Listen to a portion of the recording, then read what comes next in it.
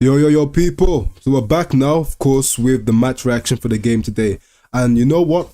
This game was the definition, the dictionary definition of an absolute bore-fest, snooze-fest, and stink-fest.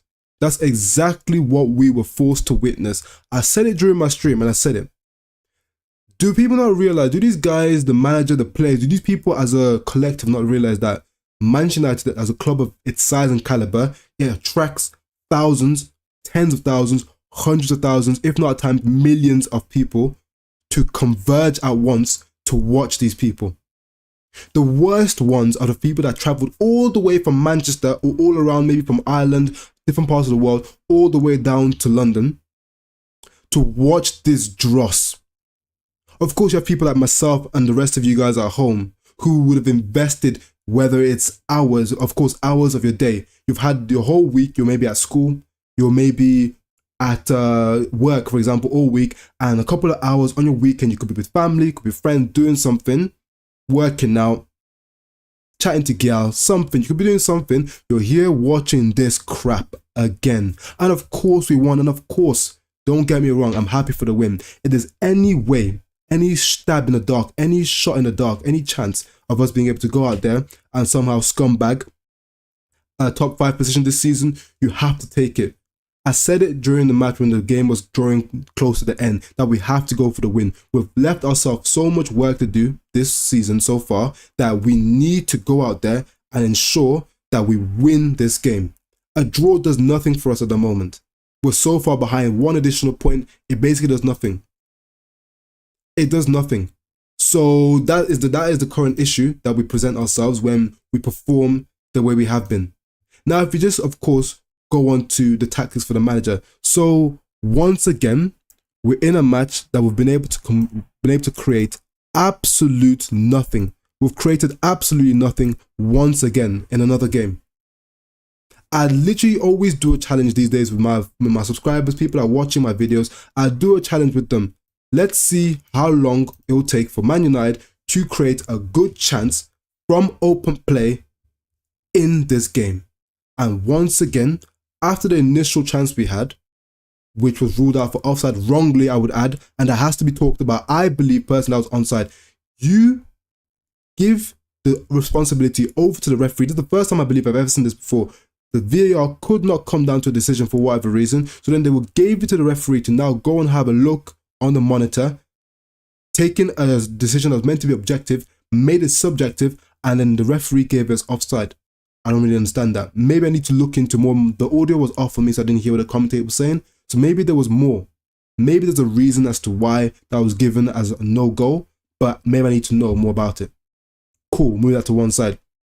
But since that point, maybe around 15 minutes into the game, for another, 75 minutes, we created absolutely nothing, except for a nice bit of movement on the edge of the box from Bruno, checks back onto his right foot, and then curls it into the corner. Of course, Leno should have done significantly better. He made a big blunder. He palmed that into his net. But of course, Bruno still had to do the work to create an opportunity to score the goal. And like I said, we take it. Highway robbery, daylight robbery.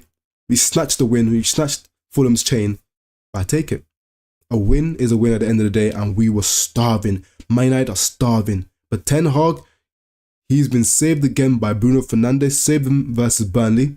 Saved him today. And yes, Bruno's been stinking the place out, but at the very least, Bruno was able to deliver something today. I'm happy he won so Ten Hag can get embarrassed even more. Hey, bro, the way we're looking, it could definitely go down that way. Don't forget, Liverpool are looming around the corner. Bayern Munich, playing them again, they're looming around the corner as well.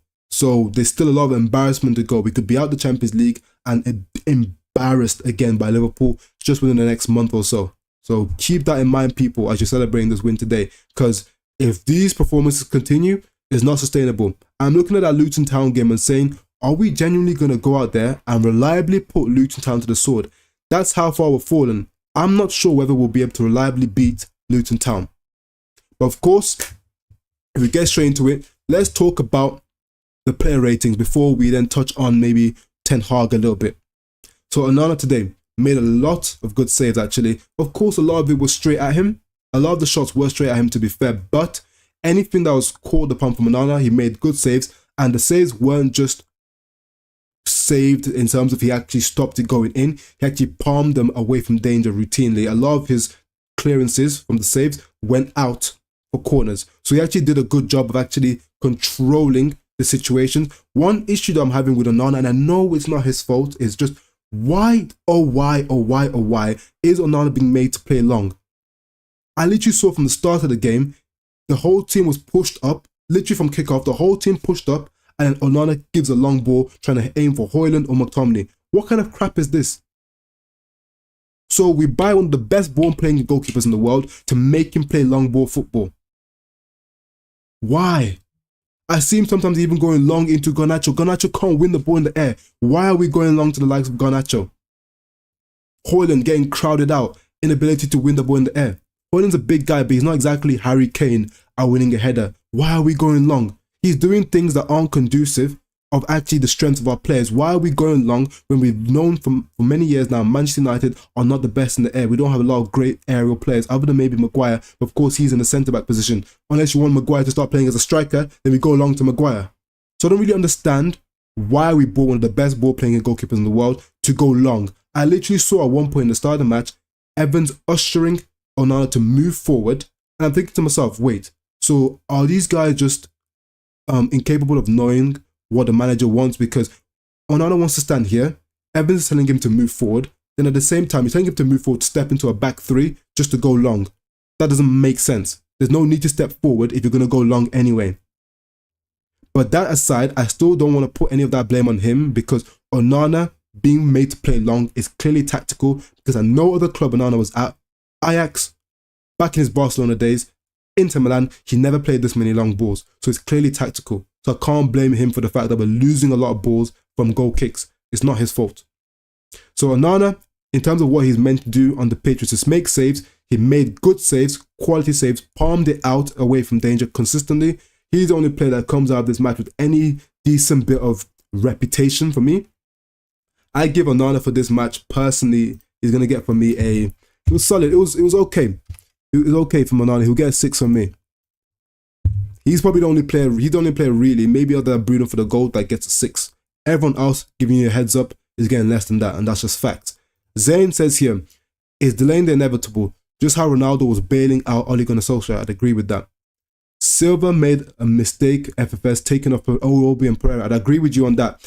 Iwobi and Pereira coming off just sort of surrendered the possession, surrendered the midfield battle to Man United, because of course those players, Pereira and Iwobi, they actually have a little bit of attacking output. Taking them off gave the impetus to Man United, because now we could say, okay, look at their midfield, they don't have anyone really who's going to put us to the sword, so now let's actually impose ourselves a little bit more, squeeze up a little bit more, get more players into the box, and eventually, even though it came from a like special sort of chance from Bruno, it wasn't really a well-worked opportunity, we still got many bodies forward because they literally took off their most offensive players. So that was poor for Marcus Silva, but of course we profited from that. So I have to take it.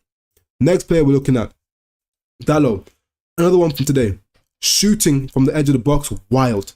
Because he scored that one versus, what was it, Sheffield United. Now all of a sudden this guy thinks he's Roberto Carlos shooting from distance, yeah? Not going to happen. Another thing. Defensively, at times, looks shot. Plays in the left back position, and I would say that he wasn't. I don't really understand what's going on with our left backs, because routinely we don't seem to actually overlap or underlap as much as other teams. Our fullbacks don't get forward that often. This guy was up against Harry Wilson today, who's not that good. He's almost like a right wing / centre midfielder. He's not like an out and out, properly offensive, direct winger. So he should be easy to deal with. So you don't really need to worry about Wilson too much. Just focus on helping Garnacho moving forward. Draw the defenders away with an overlapping run and let him come inside or do whatever. But he wasn't actually supporting the attack too much. Passes breaking down at times. I saw him try to give a pass to Højlund. Completely puts on the wrong side of him. So Højlund flipping falls over because the pass is behind him. Taking shots and missing it. Dalot again, that's 2 games in a row now. Of course, the performance versus Newcastle was disgustingly bad. This one was just quite bad.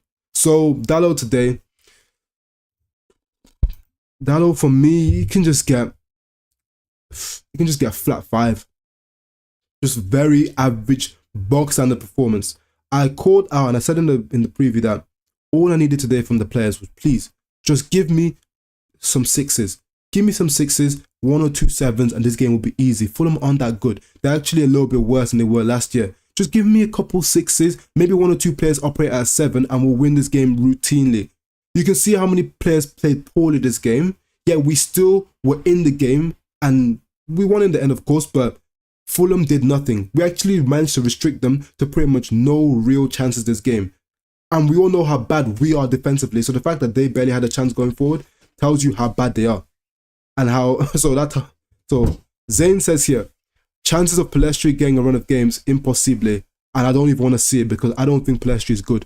You tell me, Zayn, whether you think Pelestri is good, but I've said it and I'll say it again. Pelestri is not good enough. I don't care if you're a young player. Being a young player doesn't mean you're allowed to start for Man United. Not good enough. Not good enough. Next person we're looking at now. Maguire. Maguire was actually decent today. Every single thing in the air he won. At times he shepherded the ball out quite well. There was a few times where he went for those long range switches he typically likes to go for and he overhit them quite a few times, but Maguire wasn't a problem today. He wasn't actually a problem today, so overall, there's not really much to say on him because he wasn't really an issue today. I'll just give him a solid, it was a solid 6. Above average performance, didn't have anything major to do, wasn't at fault for anything. The distribution was okay. In the air, like I say, he's always magnificent in the air. That's one thing you can never clown Maguire on, his aerial ability. It was alright today, not bad. It's okay. Better than Anthony. Yeah. He is better than Anthony, but I'm better than Anthony. You're better than Anthony. So I wouldn't actually go out there and say that Pelestri should be starting for Man United because he's better than Anthony. You could argue that just play Garnacho on the right, play Rashford on the left, then when Amad Diallo comes back, he plays on the right-hand side, and then Garnacho and Rashford can fight for the left-hand side. That's how I would play it. Next person we're looking at. Johnny Evans. Evans today, I don't really understand why this guy's here. Don't know what he does. Apparently he's meant to be good at playing the ball. There's this whole myth around some of these players, Evans and also Lindelof, that they're good ball-playing centre-backs, which is at times why they've been favoured for whatever reason over Varane in certain situations. Varane is better than both of these guys on the ball. He just doesn't look as aesthetic. This guy here, I'm seeing him in the start of the game falling over. I'm seeing his ball playing is poor. Defensively, he just doesn't do much. Why is he here? Guy is awful. Shouldn't even be here. Evans, not higher than a 5, just very bog standard and average. The only reason why he even gets a 5 is because Fulham are so bad, they didn't even test him enough. And even without getting really properly tested, he was still poor. So yeah, it tells you what you need to know about that guy. Next person we're looking at now. AWB. AWB, it was what we would call a very, very, very standard Aaron Wan-Bissaka performance today. In the sense that defensively, astute. Sometimes he would lose the ball at times and then make a great last-ditch slide tackle, get the ball off him, and then actually immediately win the ball back and get us moving forward.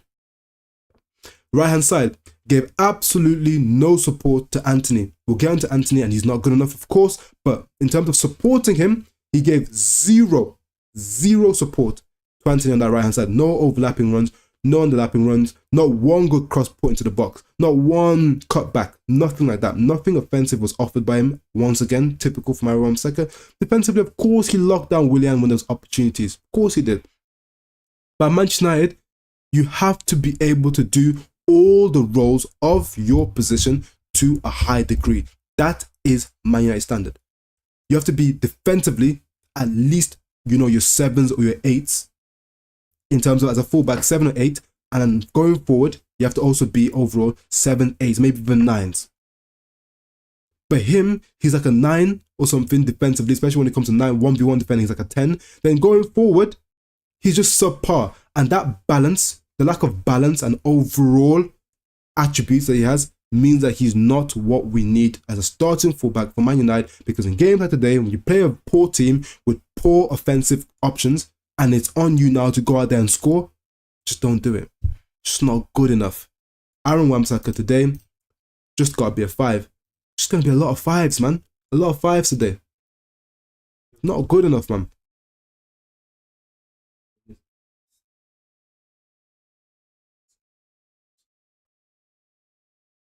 Oh shit. Okay. The next thing we're gonna talk about is, of course, Eriksen. So Eriksen, he was another one.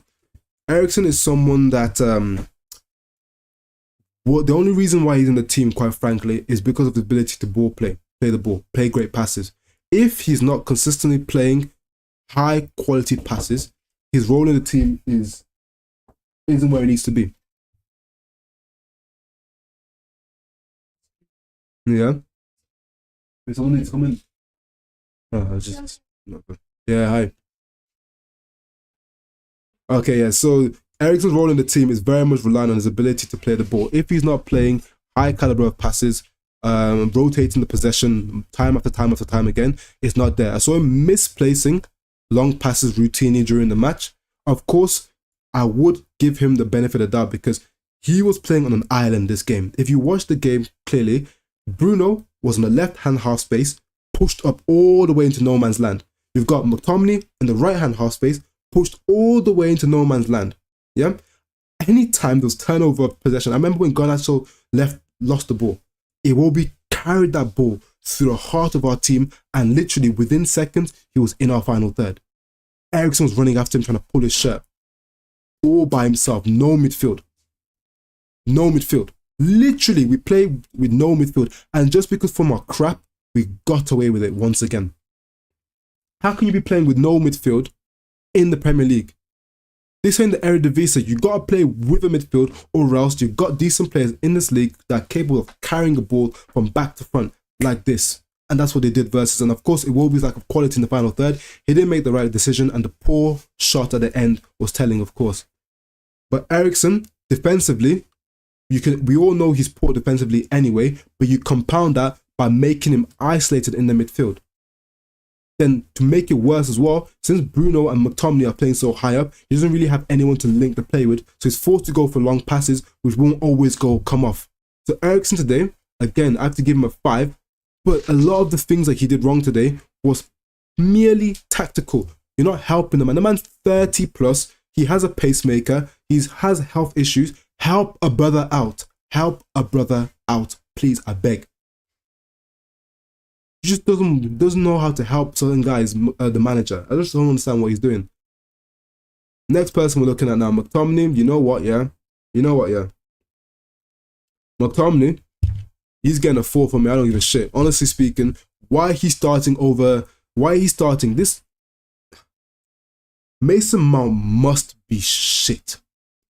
Mason Mount must really and truly be one of the worst signings for Manchester United, just for the simple fact that a guy that was meant to be sold, a guy that every Man United fan wants sold, is starting over him.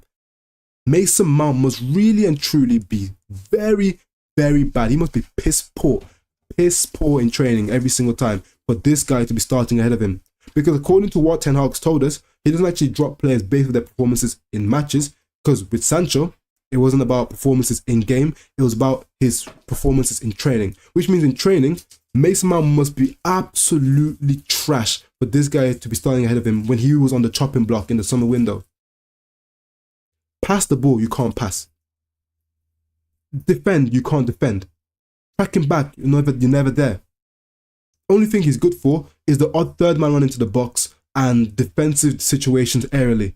What does he do? What is he offering us? Why is he in the team ahead of Mason Mount, Kobe Mainoo? Why is he in the team over the Amrabats of this world? Amrabat's not been great, but still, at least in his position, he can actually offer circulation of the ball, keep in possession, and actually, is positionally sound as well. Why? Why is this guy starting games for us? And you've got 60 millions on the bench, yeah? Fair enough. Ten Hag, you'll die on the McTominay sword. That's a fact. Bruno Fernandes, this guy, he was going to be very, very difficult to rate for this match because overall, it was seeming to me like another performance where he was misplacing a lot of passes, not creating any chances. Of course, he's pushed up high, but I can't even blame him for being out of position a lot because, of course, that's clearly how he's being made to play. But, of course, when it came down to a decisive moment, he did give us the goal. And although Leno should have most definitely saved that goal, I have to be fair and even-handed, Leno should have saved it. But to engineer the situation he found himself in to get that shot off, it was still great from Bruno at the end of the day. The way he shifted the ball, cut back onto his stronger foot, and put enough on the ball to make Leno make a mistake. And of course, he palmed into the net. He scumbag the win in the end. So for that, you of course have to give someone a certain bonus to their rating overall because of the fact that we ended up with a victory. We took a victory, and that was thanks to him. Like I said, the only way this season, it will never be a good season. The season will never be good. This is already a failed season. However, the one thing remaining that we might be able to scumbag this year is that 5th position. We are fortunate for a year to have found ourselves in a position where the top 5 teams can get Champions League. 5th place is the one thing we're playing for this season. The one thing. We ain't winning the Champions League. We're not winning the Europa League. We dropped there. League Cup's gone. FA Cup, we're not winning it. So 5th place is our trophy this year.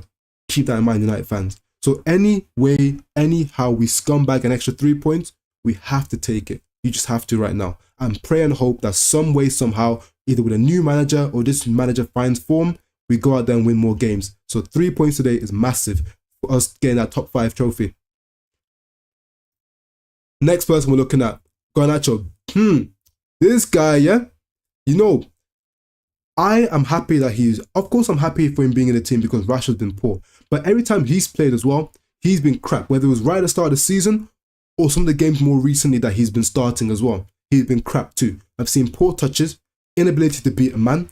His balance looks off. I don't know why, whether it's because he's a growing boy and his balance is just off because his body, like the body is like he's not getting used to his new body basically. So that's what I'm seeing from Garnacho currently. He just looks really, really, really poor right now. Can't get a shot off. He's not getting crosses off. He's just doing a lot of things that I wasn't seeing from him prior. I only saw one good moment from him today where he ran through about 2 or 3 players, drew a foul from Iwobi, and he got the yellow card. That was good to see. That was nice to see, of course. But I'm really struggling to see what Garnacho's actual impact on the game is. And right now, from my perspective, where I'm sitting, it looks like the Rashford and Garnacho situation is a damned if I do, damned if I don't. Play Rashford, I beg. Because he's a more experienced player. He scored 30 goals last year. Oh crap. Rashford's shit. Please, Garnacho, you have a goal now. Oh no, I can't control the ball. I can't get past anyone. I can barely shoot, I can barely cross. Damned if you do, damned if you don't. Rashford doesn't deserve to start because of his crap performances, so please play Garnacho. Garnacho comes in, he's crap as well. What do we do? What do we do? I just don't know. What do we do? Do you go get someone from the academy and say, I beg, can you show us something? Because right now, both of our starting left wingers look like trash.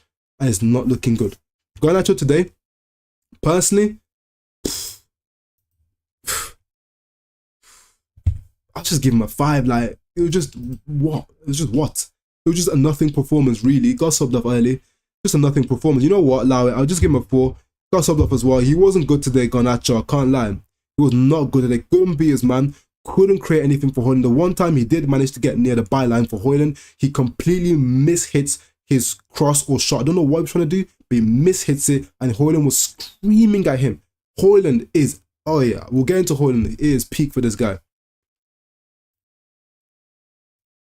Højlund, oh, this guy has come to this club and he's dying slowly.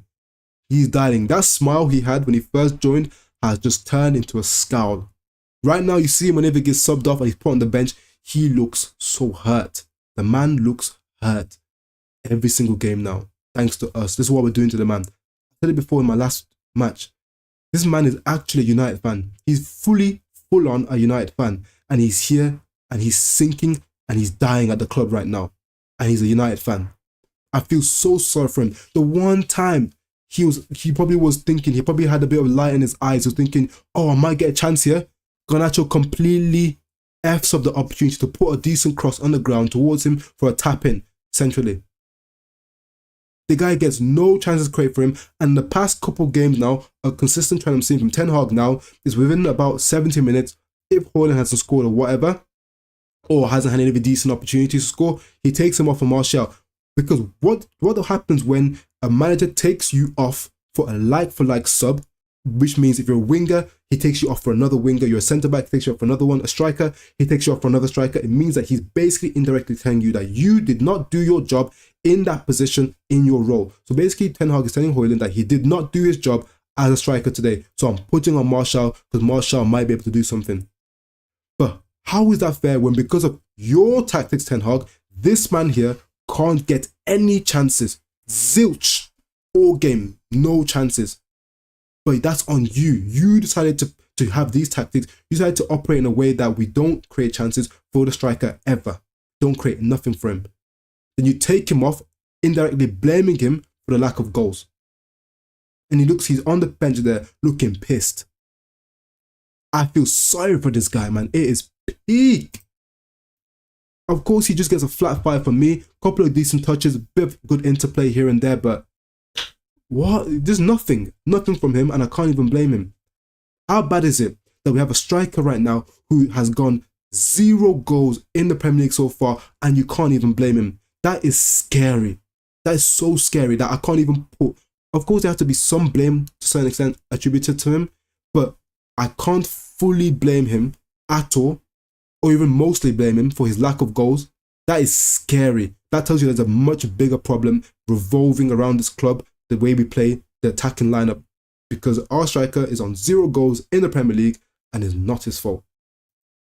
Rate Antony on a scale of 1 to 10, 1 being horrendous.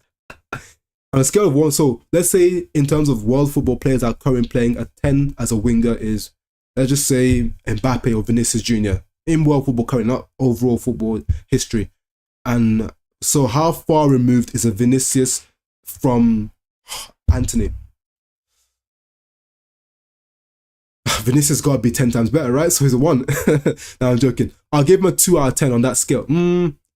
Based off how he's playing right now, he's a 2 out of 10. Based off how he was last season, I'd say he was a 4. 4, maybe pushing 5 if you're lucky. But this season's got to be a 2 on this scale. Nah, he's crazy. We're actually going to get into him right now. So that's a good segue into talking about Højlund now. To Antony even. Oh, yeah, this guy, no. Let me remove that. He's not a 5 today. Yo, can you please beat your man? Can't do that here. Can you please put in a good cross at the back post, an in-swinger that left footers are typically good at? We don't do that here. Can you slip in a man in behind? Nope. Can you operate in the half space to create chances? Nope. Can you take a shot from distance? Nope. Can you at least create space by carrying the ball? Nope. Dribbling? Nope.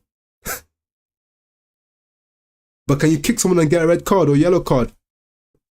You can do that. Can you kiss the badge? We can do that. But can you create for the team? Can you score goals? Can you do all these things that we need from a dedicated winger in the team? Niente. We don't do that here. I'll say it for you in Italian. Niente. There is nothing from this guy. Useless. And this is a guy that I backed so much. I backed him so much in that first year. Literally so much. It's crazy. Like, I wasn't having it from anyone. I was like, nah, trust me. I was saying to people, like, watch, this year is going to be the year. I was like, I'm convinced Sancho won't make it, but I'm convinced Antony will make it. That's what I said last year. I said, I'm 100% sure Antony will make it. And now it looks like both of them are finished. Both of them could be dusted at this club. Now you can say that, cool, if we play a more possession-based system, we integrate our attacking lineup more into a team that flows the ball more, maintains more possession, plays more like the Ajax style, would Antony have eventually come good? Potentially. But you're missing out on the fact that your manager, not my manager, your manager said that he's not planning on playing the Ajax style of football, but then he went and spent 80 million on Ajax's winger, 50 odd million on Ajax's centre-back, another 50 odd centre-back on Ajax's ex-goalkeeper to not play Ajax football. That's your manager. So, rating for Antony today, his performance today, he's not actually going to have the worst rating of all the players, no agendas. He just was bad. He was really bad today, really bad. Honestly, didn't do. I'm trying to think, wait, misplaced. No, he didn't do anything. I'm not the kind of player that person that has agendas against players. I'm very, very much objective with how I scale these people. The minute I see Antony doing well again, I'll change up and I'll straight up give him his praise, give him his accolades. Doesn't matter whether I like or dislike the player. When I thought Mount played very well versus Crystal Palace in the League Cup, I gave him his accolades, said, yes, one of the best performances I've seen from him. I want to see more. When he was crap the next game, I told you, man, he was crap that game. I say it based upon performances. I never go out on a limb and say a player's crap and just stick with that opinion and will continue to give him bad ratings because I don't like the player. Nope. If you're bad, you get a bad rating. If you're good, you get a good rating. Simple.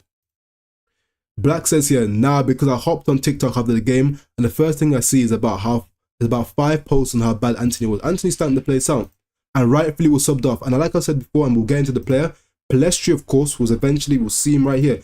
Palestri was substituted in for Anthony during the second half. And I've said it before, Palestri is not good enough to be a Man United player. Palestri is not good enough. Can he be good enough one day? You never know. In a better system, could he be good? You never know. Because all the wingers look crap. So is it on Palestri? Maybe Palestri is good enough, but all the wingers look crap anyway. So maybe he is good enough. We don't know. We don't know. But if you're getting subbed off for the likes of Palestri, it's not as if it's the days of, you know, Cole and York and you're getting subbed off for Sheringham and Solskjaer. That's quality subs who can genuinely threaten you for your position. Palestri should not be a threat for Anthony. You're £80 million. Palestri is not that good. He shouldn't be threatening your position in the team.